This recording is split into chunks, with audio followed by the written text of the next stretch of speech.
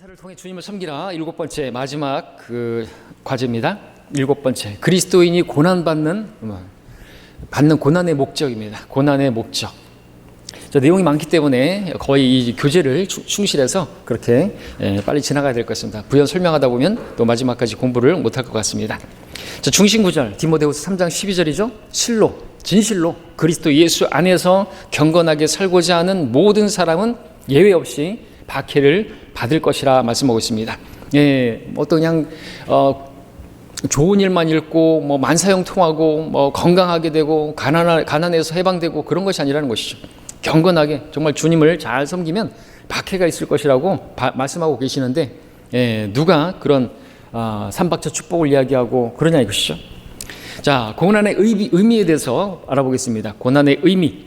그리스도인이 이 고난에 관한 공부는 하나님의 자녀에게 있어서 그리스도인들에게 있어서 매우 실질적인 그런 공부가 되죠. 왜냐하면 하나님의 자녀에게 이 세상은 눈물의 골짜기이기 때문이죠. 또 더 나아가서는 또 죽음의 그림자의 골짜기를 지나는 그런 골짜기가 한두 개가 아니기 때문에 그렇습니다. 그때 그 골짜기에서 얼마나 우리가 또 눈물을 흘립니까? 하나님께서 한 사람 곧 예수 그리스도시죠. 이 세상에 보내셨을 때 죄 없이 보내셨을지언정 슬픔 없이 보내지 않으셨음을 기억한다면 이 세상은 분명 우리에게 눈물의 골짜기라는 사실을 우리가 알 수가 있습니다.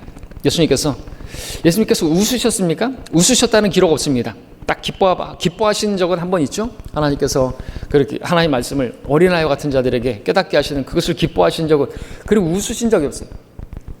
그렇죠. 근데 웃으시는 예수님, 청바지 입으신 예수님, 그런 책이 또 베스트셀러가 되기도 하는데, 슬픔의 사람이 질고에 익숙하신 분이고, 그리고 그분께서 이 땅에 오신 것은 저 사람들을 구원하시기 위해서 오셨고, 십자가를 내다보고 계시고, 이제 죽을 것을 그 십자가의 고난의 잔을 마실 것을 다 알고 계시는데 웃으실 수가 있으실까요? 제가 군대에서 휴가 나왔을 때만 해도 다시 돌아갈 복귀 그 날만 생각하면 너무나 끔찍해서 웃지를 못하고 놀아도 노는 게 아니었는데, 우리 주님께서 이 땅에 오셔서 그 사명을 감당하실, 어떻게 웃을 수가 있겠냐 이거죠.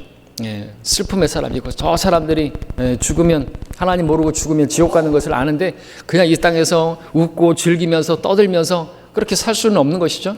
우리 그리스도인들도 그런 것입니다. 기뻐하지만 또 우리는 속으로는 슬퍼하는 것이죠. 왜? 현실이 그러하기 때문에 그렇습니다. 눈물의 골짜기입니다. 장례식장에서 얼마나 많은 사람들이 계속해서, 하루에도 얼마나 많은 사람들이 죽어가고 있습니까? 이 세상은요, 거대한 중환자실인 것입니다. 하루에도 얼마나 많은 사람들이 죽어가는 것입니까? 자, 성경에서 죄 없으신 예수 그리스도, 그분께서는 슬픔의 사람이요 질고에 익숙한 사람이라 묘사하고 있습니다. 예수 그리스도를 따르는 그리스도인들은 자주 힘든 시련을 겪죠. 어떤 시련은 육체적인 것일 수도 있고, 어떤 것은 정신적인 고통일 수 있고, 또 재정적인 어려움일 수 있고, 때로는 사탄의 직접적 혹은 간접적 공격을 당하기도 하고, 지금 이렇게 말씀드렸던 이 모든 내용들은 욥이 당한 것이죠. 정신적으로도 육체적으로도 재정적으로도, 또 사탄의 직접적이지만 간접적인 하나님께서 허락하신 것이기 때문에 이런 모든 고난을 견뎌내기 위해서는 성도에게 닥치는 그 고난, 그 의미가 무엇인가 알아야 되는 것입니다. 욥은 몰랐어요. 그렇죠? 욥이 제일 힘든 게 뭐였습니까? 그런 재정적, 정신적, 육체적 고통보다도 더 힘든 건 뭐였습니까? 자기가 항변한, 왜 나에게 의인이 고난받는 이유가 뭐냐 이거죠. 불러도 하나님께서는 답을 안 하시네요. 하나님께서 침묵하시네요. 그렇죠? 우리는 근데 성경이 있기 때문에 알 수가 있습니다. 이 고난이 왜 나에게, 어떤 고난이 나에게 주어졌다고 한다면 이런저런 모양의 고난의 이유가 다르겠지만 우리가 알아야 된다는 거죠. 그러면은 덜 답답하겠죠. 그것이 힘들지 않겠죠? 그래서 그것을 공부하는 의미가 되겠습니다. 가혹하고 견디기 힘든 시련에 직면한 그리스도인은 하나님께 이런 식으로 울부짖죠. 왜 나에게 이와 같은 고통을, 내가 이런 고통을 받아야 됩니까? 이런 고난이 있는 것입니까? 이에 대한 빌립보서 2장 29절은 이렇게 말씀하고 있습니다. 그리스도를 위하여 그것이 너희에게 주어진 것은 그를 믿을 뿐만 아니라 그를 위하여 고난도 받게 하려는 것이니라고 말씀하고 있습니다. 자, 이 구절은 성도가 두 가지 그 특권에 대해서 설명하고 있습니다. 특권이라고 말하고 있습니다. 첫 번째는 예수 그리스도를 믿으면, 그죠? 특권이죠. 영원한 생명 얻고 하나님의 자녀가 되는, 아들들이 되는 특권을 얻죠. 뿐만 아니라는 것이죠. 예수 그리스도를 위하여 고난을 받는 것도 특권이라고 지금 말하고 있는 것이죠. 왜냐하면 그 고난은 그냥 고난으로 끝나는 게 아니라 영원한 영광으로 갚아주실 것이기 때문에 그 고난을 받는 자체가 얼마나 특권이냐라는 것이죠. 그래서 우리 시각이 달라져야 되죠. 주님 때문에 당하는 고난, 이 땅에서 주님 때문에 당하는 손해, 주님 때문에 당하는 어떤 그런 피해, 왕따 당하고 이런 것들 다 하나님께서 갚아주신다니, 영광이라니, 그것을 우리가 붙들어야죠.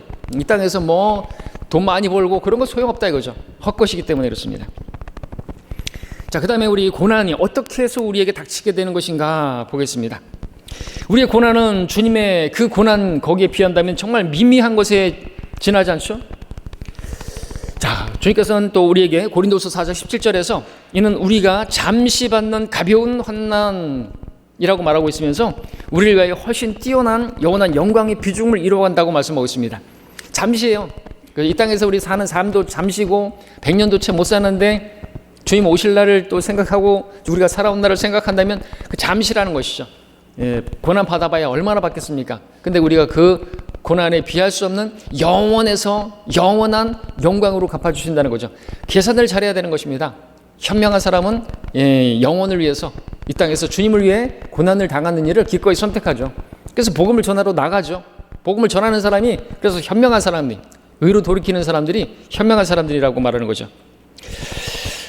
자, 그것이 다만 시련과 그냥 고난과 고통과 눈물로 점철된 것이기 때문에 어떤 사람들이 볼 때는 그냥 그런 인생 자체가 무의미하게 보일지 모르겠습니다만, 그러나 참다운 성도에게는 그러한 생애가 주 안에서 계획되어 있는 것이고, 경건하게 살고자 하는 정말 하나님을 닮고자 하는 그러한 성도에게 있어서는 특권이 아닐 수가 없고 영광이 준비되어 있기 때문에 그게 하나님의 계획입니다. 예수 믿고 구원받고 그냥 하늘나라 가는 게 문제가 아니라, 우리가 구원받았다고 해서 다 하늘나라에서 똑같은 평등한 삶을 사는 게 아니라 영원한 영광을, 어떤 사람들은 구원을 영원한 영광과 함께 받게 하렴이라 그러잖아요. 어떤 사람들은 그 구원만 받는 거예요. 그냥 불 가운데 구원받은 것 같은, 롯과 같이 그냥 겨우 그 소돔성에서 빠져나와서 그냥 몸만 구원받은 것 같은 그런 구원이 있는가 하면, 어떤 사람들은 영광스러운 구원을 받는다는 것이죠. 더 좋은 부활, 영광스러운 부활을 얻게 되는 것입니다. 자, 하나님께서 성도 각인에 대하여 뚜렷한 목적을 가지고 계시죠. 로마서 8장 28절 우리가 정말 붙들어야 할 말씀이죠. 우리가 알거니와 하나님을 사랑하는 자들 곧 그분의 목적에 따라 부르심을 받은 자들에게는 모든 일이 합력하여 선을 이루느니라. 그 모든 일에는요, 욥이 당한 것과 같은 그런 정신적, 육체적, 재정적 어떤 그런 모든 고난도 다 들어가는 것입니다. 그 모든 것들을 통해서 선을 이루시고, 그 선이 뭐예요? 사실은 하나님께서 선하신 분이잖아요. 그 하나님을 만나게 되는 거잖아요. 그래서 그동안 내가 귀로만 들었던 하나님을 내 눈으로 보나이다. 그 하나님의 임재를 직접 경험하는, 하나님을 직접 만나는 것과 같은 그런 그 교제, 바울은 그 고난의 교제라고 했잖아요. 그 고난이 없었다고 한다면 주님을 알 수 없었을 그러한, 알 수 있게 하는, 하나님 만날 수 있게 하는, 인격적으로 주님을 만날 수 있게 하는 그것이 뭐였습니까? 고난이었다는 거죠. 욥은 왜 고난을 받은 것입니까? 내가 정금같이 나오리라. 그죠? 그 정금 같은 믿음, 순도 100%의 그러한 불순물이 없는 그러한 믿음, 하나님을 신뢰하는 그 신뢰, 그냥 생기는 게 아니라는 거죠. 고난을 통해서 그렇게 주어지게 되는 것이죠. 따라서 성도가 당하는 고난은 성도 자신을 위해서 중요한 의미가 있는 것입니다. 자, 우리 욥 같은 경우도 보십시오. 욥을 얘기했죠. 요셉 같은 경우에도 고난을 받았습니다. 근데 결국에는 하나님께서 그 모든 것을 선으로 갚아주시는 걸 보잖아요. 하나님의 그 계획에 따라서 그렇게 중요한 의미가 있는 것입니다. 그냥 참새 한 마리 떨어지는 것도 허락지 않으시면 떨어지지 않는다고 하는데, 우리에게, 하나님의 자녀에게 어떤 고난이 그냥 주어지는 것이 아니다라는 것이죠. 자, 고난이 어떻게 우리에게 닥치는 것인가? 첫 번째, 우리가 또 구체적으로 본다면 우리 자신의 과오와 죄를 통해서 고난이 닥치는 것도 있다라는 거죠. 베드로전서에서는 우리가 이렇게 우리의 잘못들로 인해서 고난을 받고 참으면 그 무슨 의미가 있겠느냐고 그렇게 말하고 있죠. 그리스도를 위해서 고난당하는 것은 부끄러워하지 말고 영광을 하고 여기라고 했잖아요. 우리 자신의 과오, 죄 때문에 당하는 거예요. 속지 말라, 하나님은 우롱당하지 아니하시느니라. 이는 사람이 무엇을 심든지 그대로 거둘 것이기 때문이라고 했습니다. 심은 대로 거두는 것이죠. 자, 죄를 졌으면요, 그리스도인들에게도 여전히 죄의 싹은 사망인 것입니다. 죽을 수도 있는 것이죠. 고린도교회 성도들이 그랬지 않습니까? 자, 살인자도 하나님으로부터 용서받을 수는 있지만 그는 자기 자신의 그 죄로 인해서 감옥살이를 감옥에 가야 되는 거예요. 그랬더니 범죄하고 나가지고 목사님 제가 감옥에 가지 않게 해주십시오. 택도 없는 소리예요. 신문대로 거둬야죠. 감옥 가야 되는 거예요. 목사님 제가 빨리 출소할 수 있게 해주십시오. 택도 없는 소리예요. 그냥 형기 다 살고 와야 돼요. 그죠?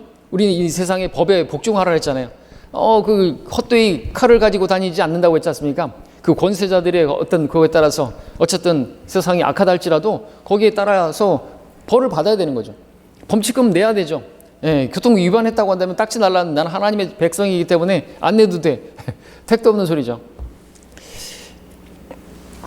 자, 죄는 결과를 낳습니다. 술로 몸을 망가뜨린다면요, 그 죄로 인해서 육신은 연약해지고 손상된 몸에 영향을 받을 수밖에 없는 것이죠. 그래서 일본의 어떤 과자 공장 공장장이 그 책을 쓴 게 있잖아요.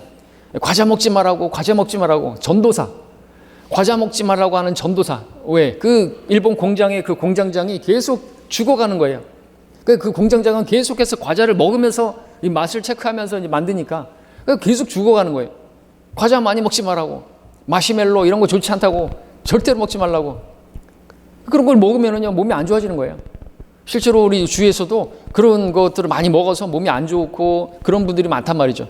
거기다가 술이라든지 담배 가게다가는 그 흉측한 그림까지 그렇게 사진까지 그려놨는데도 불구하고 먹겠다? 그럼 어떻게 할 수 없죠, 뭐. 그냥 가야죠. 그렇죠? 신문대로 거두는 것입니다.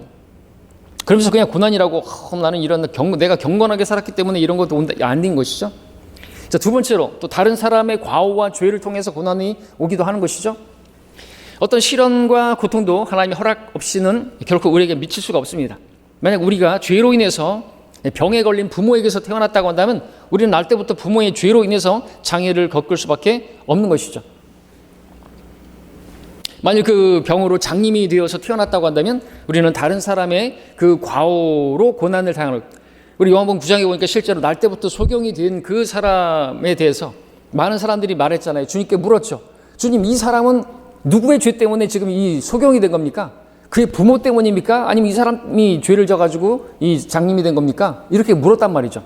많은 경우에 이렇게 사람들은 죄로 인해서 어떤 질병이 온다라는 것을 다 알고 있어요. 제가 전에도 말씀드렸던 것처럼 어떤 무슨 다큐멘터리에서 아이가 막 아토피가 너무 심한 거예요. 근데 그 어머니가 하는 말이 제가 쟁쟁하는 게 아이고, 저 애가 무슨 죄가 있어서 라고 말을 하는데 아는 것이죠. 죄로 인해서 질병이 왔다는 것을. 근데 애는 죄가 없는 것 같은데 누가 죄가 있는 거예요? 그 부모에게 죄가 있어서. 아담의 그 죄로 인해서 우리는 질병도 온 것이거든요. 저도 아토피가 가만히 보니까 어렸을 때 심했던 것 같아요. 그러다 보니까 우리 진주도 아토피가 심했었어요. 어렸을 때. 저희 할머니가 만났었는데 할머니가 야, 너 요즘은 어떻게 피부에 막 그렇게 긁고 막 그랬었는데 괜찮냐? 저는 기억도 없으니까 워낙 어렸을 때. 근데 보니까 그 유전으로 그대로 애가 그랬더라는 거죠. 그때는 아토피라는 걸 몰랐죠. 우리 할머니 때는 그대로 받는 것이에요. 유전으로 받는 게 너무나 많지 않습니까? 하여튼 신문대로 거두는 것이 있고 또 다른 사람의 어떤 것 때문에 또 그 부모가 부모가 아이를 가졌는데 뭐 감기약을 먹었다든지 어떤 걸 잘못 먹었다든지 그러면은 그것 때문에 아이가 막 이상하게 성격이 괴팍해지고 막 사이코패스도 나온다 그러고 막 그러잖아요. 그래서 철저하게 이렇게 약 안 먹고 그러지 않습니까? 신문대로 거두는 것이거든요. 그래서 다른 사람, 부모 때문에 어떤 그런 장애가 올 수도 있는 것이고 그렇게 될 수 있는 그런 고난이 있다라는 거죠. 또 만일 우리가 우상 숭배자들의 국가에서 태어났다고 한다면 주님께서는 그분을 미워하는 자들을 3, 4대까지 그 우상 숭배자들의 죄악을 감찰하신다는 말씀을 또 기억해야 된다 그랬어요. 우리는 행복한 것입니다. 우리는 북한에서 태어나지 않은 것에 감사해야 되겠죠. 그런 의미에서 하나님께서 그 가운데서 찾는다고 한다면 하나님께서 복음을 그 빛을 비춰주시죠. 근데 성도는 다른 사람의 죄로 인해서 어느 정도 고통을 받을 수가 있습니다. 실제로 이 세상에서, 이 죄악 세상에서 다른 사람들의 어떤 그 잘못으로 인해서 뭐 삼풍백화점 같은데 거기서 왜 그런 것이 사람들이 거기다 막 철근 빼먹고 죄의 싹은 사망이라고 왜 무슨 행주대교인가 뭐 무슨 대교 성산대교인가 성수대교인가 왜 무너졌어요? 다 거기서 뭐 빼먹고 그래가지고 죄의 싹은 사망이로 다른 사람들의 그 죄 때문에 누군가가 의인은 없나니 없도다 하지만 피해를 입는 거 아닙니까? 싹스로 누군가가 죽잖아요. 그래서 다른 사람의 어떤 과오나 그 죄로 인해서 어떤 사람들이 애매하게 죽임을 당하는 이런 일들이 이 세상에 있다는 거죠. 그러니까 주님께서도 거기서 죽은 사람들이 또 예루살렘에서 그 망대가 무너져서 죽은 사람들 무슨 죄가 있어서 아니라고. 너희도 회개하지 않으면 그렇게 멸망할 거라고. 어떤 일이 벌어질 수 없는 것이에요. 갑자기 비행기 타고 가다가 비행기 타는데 왜 거기에 오리가 들어가가지고 엔진이 꺼져가지고 떨어져 죽는 것이. 참새 한 마리도 그냥 떨어지는 일이 없는데 그 참새가 왜 그 비행기 엔진에 들어가고 사람들이 다 떨어져가 죽냐 이거죠. 예. 아니 회개하지 않으면 멸망한 것이라고. 이 세상은 그렇게 안전한 곳이 못 된다는 것을 알려주시는 것이지 않습니까? 정신 차리라는 것이죠. 예. 우리가 살아있는 동안 우리가 제일 먼저 해야 될 것은 죽음 뒤에 과연 어떻게 될 것인가 이거죠. 그 죽음의 문제를 해결하는 것이 버킷리스트 1위가 되는 거죠. 죄 문제를 해결하는 거. 그 하라고 뭐 미루고 우리가 복음을 전하면은 나중에 지금 바쁘다고 그럴 게 아니라는 거죠. 언제 어떻게 갑자기 안개와 같이 아침에 사라졌다 피어나는 그런 피었다가 사라지는 그런 것인데 그러지 말라는 것이죠. 내일로 미룰 게 아니라는 거죠. 구원은 그런 것들을 계시하시는 것이고요. 계획이 있잖아요.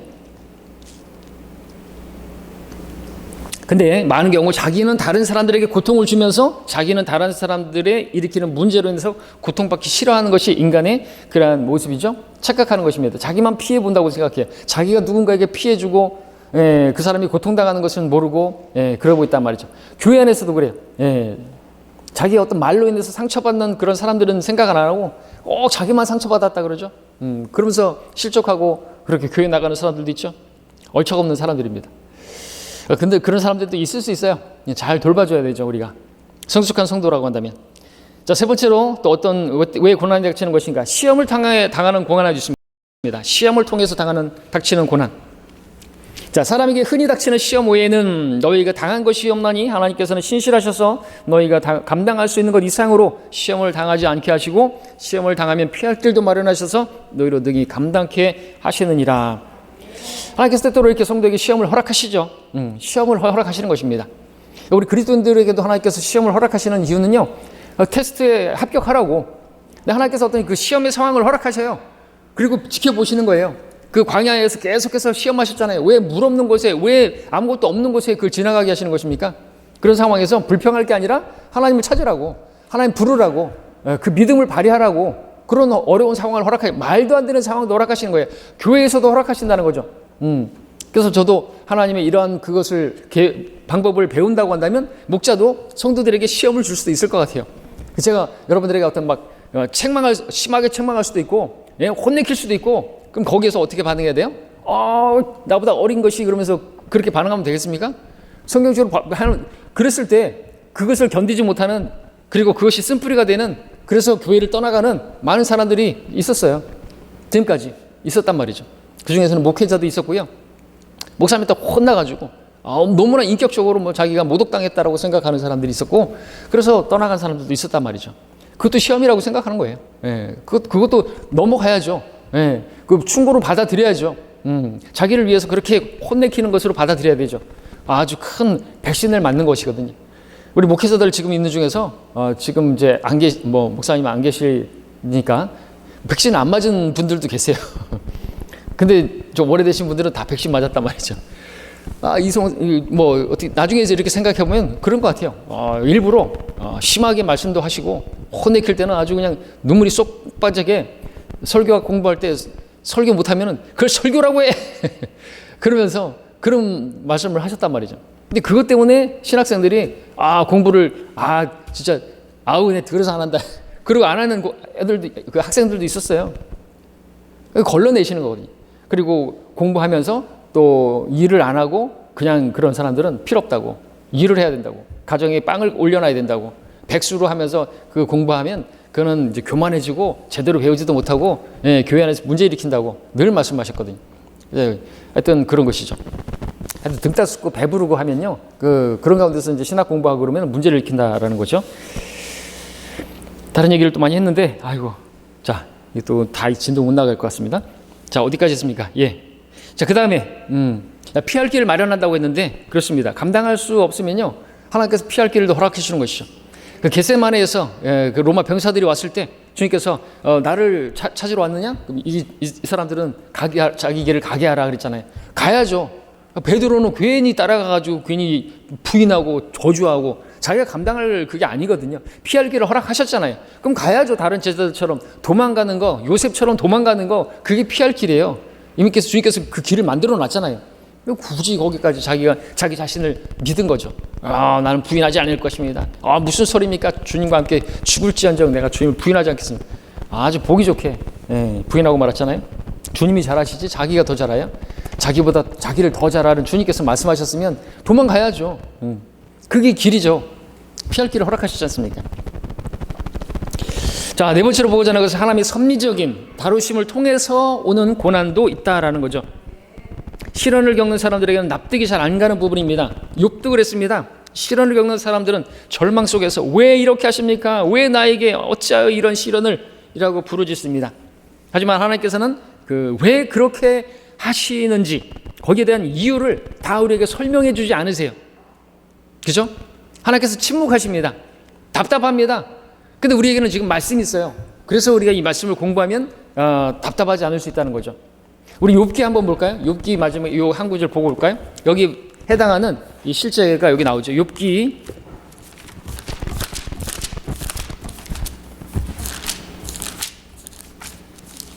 33장 엘리후가 말합니다. 마지막에 이제 욥의 세 친구가 이제 답도 모르면서 답한다고 막 그렇게 얘기하다가 형편없는 위로자가 되었는데 엘리후가 나와가지고 욥이 이렇게 고난받는 것에 대해서 왜 하나님께서 설명해 주지 않으시는가?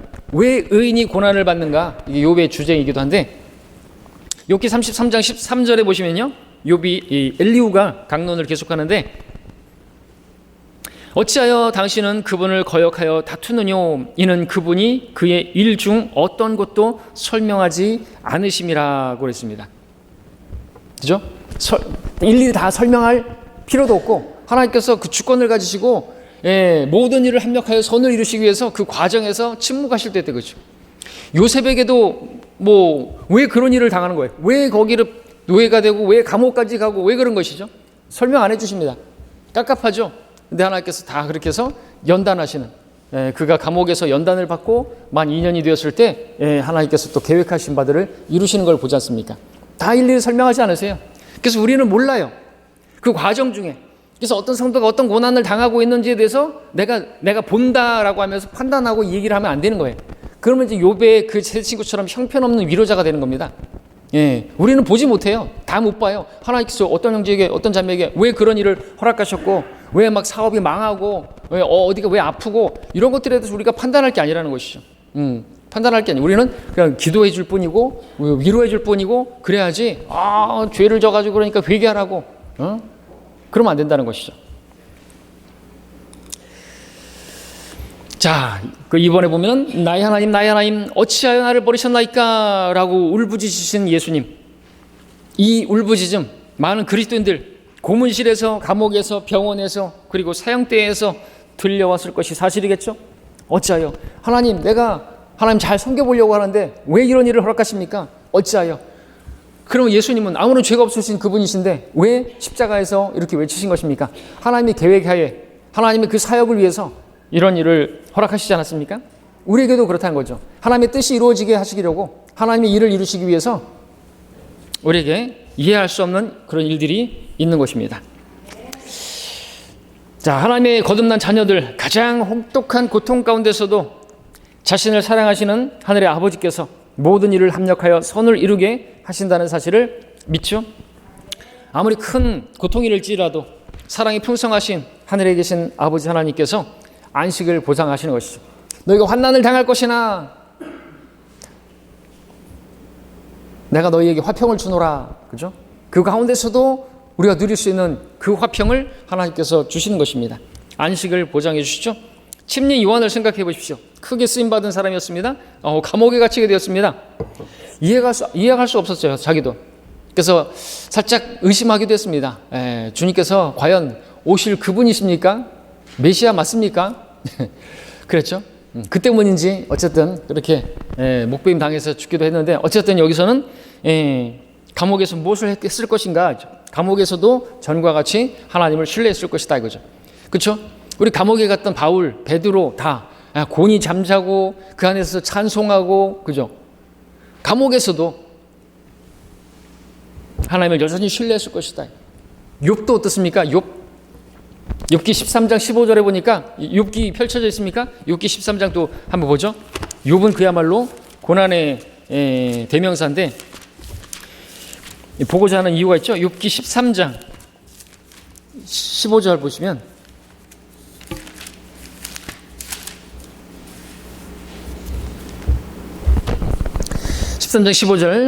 그분이 나를 죽이실지라도 나는 그분을 신뢰하리라. 놀라운 고백이지 않습니까? 침례 요한도 감옥에서도 하나님을 신뢰했을 것이다라는 것이죠. 근데 아십니까? 개역성경에는 그가 나를 죽이시리니 내게 소망이 없으리로다. 개정판 그가 나를 죽이시리니 내게 희망이 없노라. 성경이 아니에요. 욥은 그렇게 하지 않았어요. 그가 나를 주님께서 나를 죽이신다 할지라도 내가 여전히 그분을 신뢰하리라는 위대한 고백을 했는데, 가짜 성경에는 그가 나를 죽이시면 내게 소망이 없노라 이렇게 됐다는 거죠. 우리는 이렇게 말하는 게 아니죠. 욥처럼, 그죠? 또 바울처럼 그 가운데서도 기뻐하고 하나님께서 이것도 다 합력하여 선을 이루실 것이고, 그걸 믿기 때문에, 그 믿음 때문에 우리는 이겨낼 수 있는 것이죠. 자, 성도에게 고난이 닥치는 이유들 좀 더 보겠습니다. 이제 성도에게 직접적으로 다시 설명하지만 죄의 결과로 고난이 닥치는 것이 또 사실입니다. 자, 보니까 요한복음 5장 14절에서 그 후에 예수께서 그 사람을 성전에서 만나 그에게 말씀하시기를 보라 내가 나았도다 더 악한 일이 네게 일어나지 않도록 이제는 더 이상 죄를 짓지 말라. 자, 질병은 자주 죄의 결과로 나타납니다. 이 사람 38년 동안이나 앓았던 사람이죠. 그것은 죄의 결과라는 것이죠. 더 악한 일이 일어나지 않도록 죄를 짓지 말라고. 그 악한 일은 그 질병이었는데, 그래서 우리가 알 수가 있죠. 물론 우리는 모든 질병이 다 죄 때문이라고는 말하지 않고 말해서도 안 됩니다. 욥의 친구들처럼 형편없는 의로자가 되고 말죠. 그럼에도 그 죄 때문인 경우가 성경에 나오죠. 민수기 12장 10절에서 미리암 같은 경우에는 하나님의 종 모세를 대적해서 그렇게 비방한 그 죄로 인해서 문득병이 걸리고 말았습니다. 역대기야 16장 12절에서 아사왕 젊었을 때는 하나님을 그렇게 의뢰했지만 나이가 들어서는 하나님으로 섬기지 않았습니다. 인도하심을 거절했습니다. 발에 병이 생겼습니다. 그때도 죽기 구하지 않고 의사들에게 구하였고 결국 2년 뒤에 죽고 말죠. 자, 그럼에도 질병이 때로는 하나님의 역사이기도 합니다. 하나님께서 치유를 통해 영광 받으시고 자신을 나타내실 때가 있습니다. 우리 대표적으로 요한복음 9장에서 예수님의 제자들은 날 때부터 소경된 그 사람을 보면서 그가 죄를 지었는지 그 부모가 죄를 지었는지 그렇게 판단했죠. 그러나 예수님께서 뜻밖의 답변을 하셨는데 이 사람이나 그의 부모가 죄를 지은 것이 아니라 그 사람 안에서 하나님의 일들을 나타내고자 함이라 그렇게 말씀하셨습니다. 하나님의 일을 특별한 목적을 위해서 그런 고난도 있다라는 것, 장애도 있다라는 거죠. 우리 주위에 장애를 가진 사람들 많이 있잖아요. 하나님께서 특별한 목적을 가지고 그런 장애들을 허락하셨기 때문에 우리는 장애 아이들을 향해서 막 왕따를 시키거나 놀리거나 그러면 안 되는 거예요. 하나님께서 그렇게 하신 것이죠. 이 사람 같은 경우는 어떻게 하나님의 일을 나타나게 하려미라 했는데 날 때부터 눈이 제대로 창조가 안 됐어요. 그래서 주님께서 어떻게 했습니까? 그 진흙으로다가 침을 발라가지고 흙에다 침을 발라가지고 근데 창세기 보니까 하나님께서 진흙으로 사람을 만들지 않았습니까?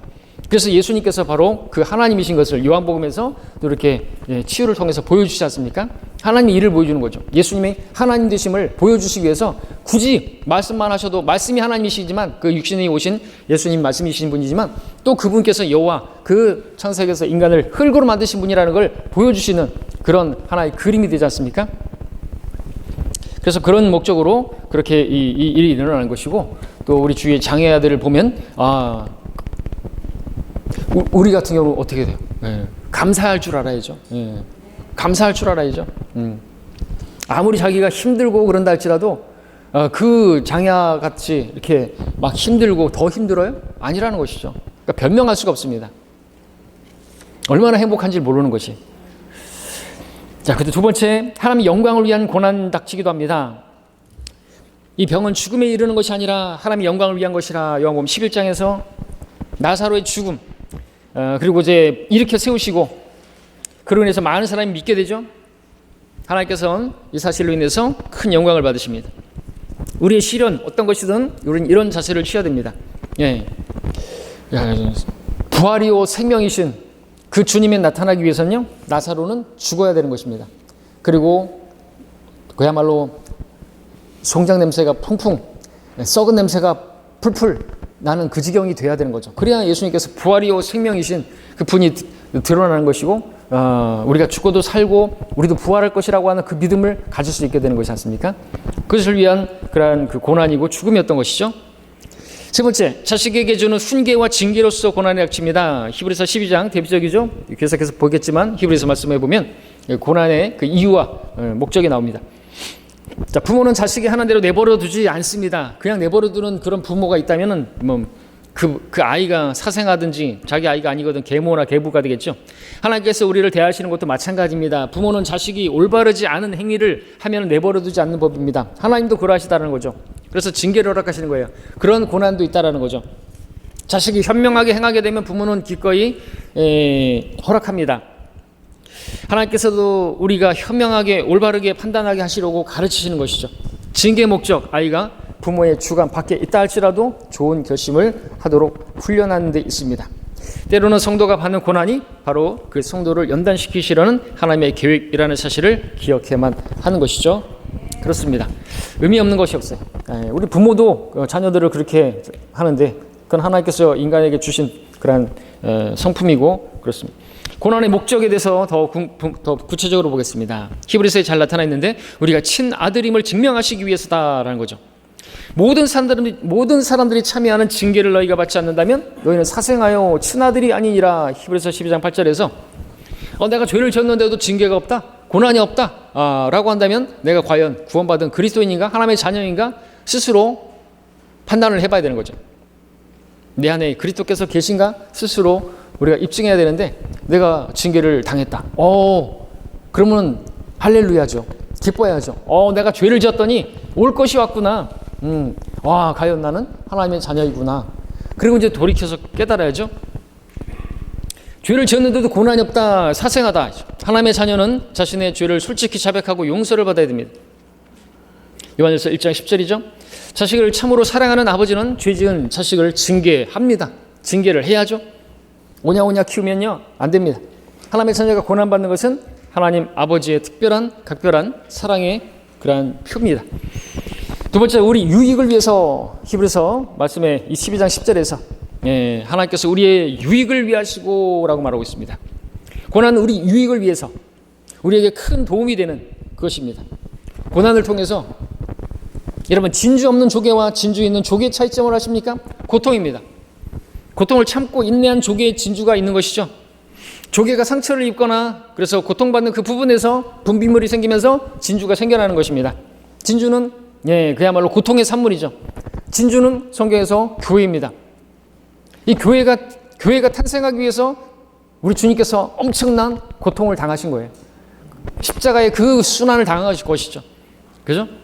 그렇게 태어난 그 교회, 진주인데 그 진주를 가만히 안 두려고 하는, 가만히 안 놔두는 그런 존재가 있으니 바로 용입니다.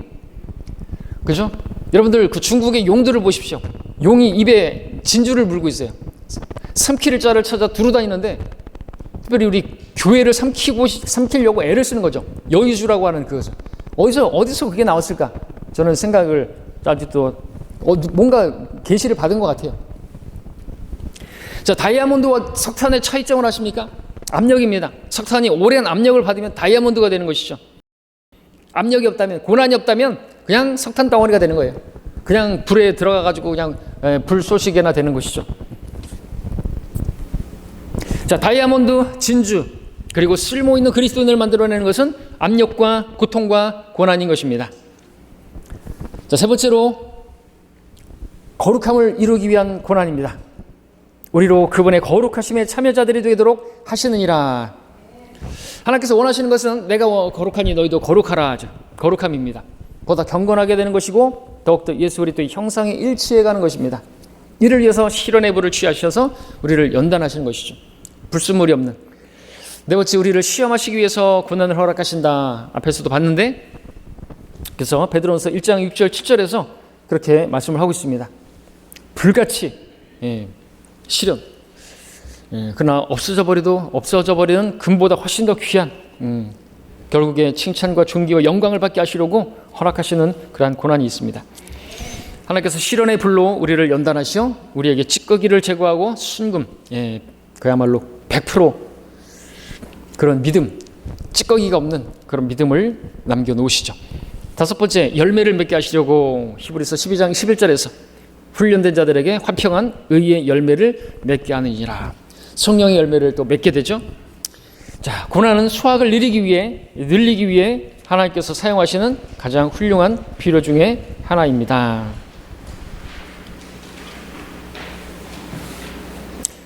수확을 위해서 가지치기도 하잖아요. 그 나무 입장에서 보면 아프기도 하겠지만 그런 것들을 잘라줘야지 풍성한 과실이 열매가 맺혀질 수 있죠. 그래서 징계를 그렇게 또 이렇게 자르는 것으로 얘기한다면 그렇죠. 우리도 스스로 그것을 잘라낼 수 있다면 열매 맺지 못하게 하는 어떤 것들을 잘라내버리고 제거하고 쉽게 에워싸는 죄들을 벗어버릴 때 열매를 맺을 수가 있죠. 여섯 번째, 우리 마음을 위에 두게 하시려고 고난을 허락하시는 것입니다. 위에 있는 것들에 마음을 두고 땅에 있는 것들에 마음을 두지 말라. 그렇습니다. 그래서 고난이 없으면요, 등 따숩고 배부르면요 돼지가 돼요. 배부른 돼지가 되어서 돼지는 하늘을 쳐다보지 않습니다. 위를 쳐다보지 않아요. 위에 있는 걸 구하지 않습니다. 영혼을 위해서 살지 않아요. 그냥 이 땅에서 그냥 뭐 주워 먹을 거 없나, 이거 먹고 저거 먹고 돌아다니고 그러고 사는 거예요. 돼지 같은 삶을 살게 되는 거죠. 고난이 없으면. 근데 고난이 한번 있고 병원 침상에 누우면 그때서야 하늘을 쳐다보고 그때서야 하나님을 생각하게 되죠. 돼지도 그때나 넘어졌을 때나 하늘을 쳐다보게 된다고 하죠. 자, 그 다음에 마지막 과제, 고난에 대한 반응들에 보겠습니다. 저항, 패배, 승리입니다. 저항. 어떤 사람은 고난이 오면요 경시합니다. 너희는 주의 징계를 멸시하지 말라 그랬잖아요. 근데 아버지가 부모님이 그 징계를 줘도 그렇게 말하는 사람들 있죠. 더 때리세요. 아주 죽여. 이 멸시하는 거예요. 이것은 저항하는 것이죠. 그러면 안 되는 거예요. 그러라고 징계를 주시는 게 아닌데, 배째세요. 마음대로 하세요. 막 그런단 말이죠. 안 되는 거죠. 이러한 자세는 신앙생활을 경직되게 하고 고난을 더욱 증가시킬, 매를 더 버는 거예요. 증가시킬 뿐입니다. 패배, 고난을 당할 때 그냥 고난을 극복하고자 하는 마음이 약해지고 있다면 패배하는 것입니다. 나는 못 견딜 것 같아. 그 가운데 우리가 생각해야 될 것은 고린도후서 12장 9절에서 내 은혜가 내게 충분하도다라는 말씀이죠. 고난 가운데서도 하나님의 은혜는 늘 충분한 것입니다. 고난에 패하게 돼서 물러나게 되면요 사탄만 좋아하는 거예요. 그래서 어떤 우리 육체의 질병, 우리 앞전에 설교했던 것처럼 그것이 사탄의 사자가 될 수 있어요. 그것을 통해서 패배하게 된다면 사탄이 좋아하는 거예요.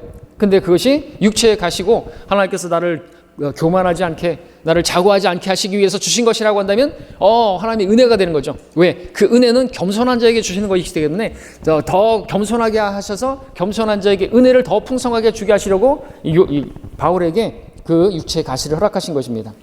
그러니까 승리를 해야 되죠. 세 번째, 승리는 만일 우리가 그저 고난을 감내하고만 있다면 그것도 승리라고 말할 수 있겠지만 그 낮은 수준의 승리에 불과하죠. 만일 우리가 하나님의 뜻에 기쁘게 순복해서 하나님의 뜻을 수용하고 우리의 성장에 대한 그분께 감사한다고 한다면 높은 수준의 그러한 승리가 될 것입니다. 이 높은 수준의 승리, 바울의 고백대로, 그러나 이 모든 일에서 우리를 사랑하시는 그분으로 말미암아 우리가 이기는 자들보다 더 나으니라. 세상의 어떤 정복자들, 이기는 자들보다 더 나은 우리가 된다라고 하는 것이죠. 그러면 우리는 항상 우리를 그리스도 안에서 승리하게 하시고 그에 관한 지식의 향기를 나타내게 하시는 하나님께 감사한다고 우리도 고백할 수가 있게 될 것입니다. 결론적으로 신약 성경에 등장하는 가장 위대하고 경건하고 성령 충만했던 사도 바울, 평생 육체적인 질병에 시달렸으나 기도 응답을 통해서 치유를 받지도 못했습니다. 경건한 사람인데도 불구하고, 그런데도 그는 타락하지 않았습니다. 신실함을 저버리지 않았습니다. 은혜로움을 간직한 채 감사하는 삶을 살았습니다. 그는 그 누구의 죄로 인해서 고난을 받거나 자신의 죄 때문에도 고난받은 것이 아니었습니다. 바울은 구원받기 전에도 자신의 양심에 따라 살았고 율법으로 말한다면 흠이 없다고 말할 정도였습니다. 하지만 그는 평생 아팠고 평생 의사인 누가를 대동하며 다녔으며 죽을 때까지 그 누가 의사를 정말 사랑하는 의사 누가라고 말할 정도로 아픈 자에게는 정말로 의사가 필요하죠. 어쩜 우리가 겪고 있는 시련과 고난의 문제들은 하나님의 은혜와 그 능력을 간증하게 하기 위한 하나님께서 주신 것인지 모른다가 아니라 실제로 그렇죠. 이를 통해서 우리는 우리와 같은 그리스도인들이 구원받지 못한 사람은 도저히 이겨낼 수 없는 그 일들을 이겨낼 수 있는 은혜를 소유한 사람들임을 간증할 수 있는 것입니다. 그러니까 여러분들이 뭐 병원 같은 데 누워서 막 투덜투덜거리고 원망할 것이 아니라 그 가운데서도 하나님을 찬양하고 나를 위로하러 온 사람들을 오히려 그들에게 하나님을 소개하고 그런다고 한다면 정말로 그 귀한 간증이고, 하나님께서 그 일을 위해서 그 일을 어떤 고난들을 우리에게 허락해 주신 줄 누가 알겠냐라는 것이죠. 그렇죠? 와, 이런 가운데서도 원망하지 않는다고? 이런 가운데서도 지금 하나님을 찬양한다고? 와, 네가 믿는 하나님은 어떤 하나님이냐? 내가 알고 싶다. 그렇게 전도의 계기로 그렇게 삼을 수가 있어야죠. 그런 하나님의 일을 위해서 그 고난이 나에게 찾아온지 어떻게 알겠냐라는 거죠. 자, 그렇게 되면 존귀와 영광을 받으시게 되는 거예요. 바로 이것이 우리가 겪고 있는 특정 고난과 그 어떤 목적인지 모른다 이거죠. 고난을 겪을지라도 하나님의 말씀이 성경에 말씀하는 바를 우리가 어떤 이유로든지 바꿔서는 되는 것입니다.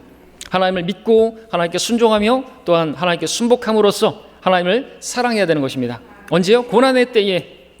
그래야만 하나님께서 영광스러운 간증을 할 수 있는 은혜를 주시는 것입니다. 그 선을 위해서, 이 목적으로 고난이 우리에게 오는 것이다 라는 사실을 여러분 잊지 마시고, 고난이 왔을 때, 어떤 어려움이 왔을 때 불평하지 마시고 오히려 하나님께서 나에게 정금 같은 믿음과 또 나를 통해서 하나님께서 하실 일이 있으셔서 허락하신 줄로 믿고 하나님을 찬양하시고 영광을 돌리실 수 있기를 바라고, 아름다운 간증으로 또 영광을 돌릴 수 있기를 바랍니다.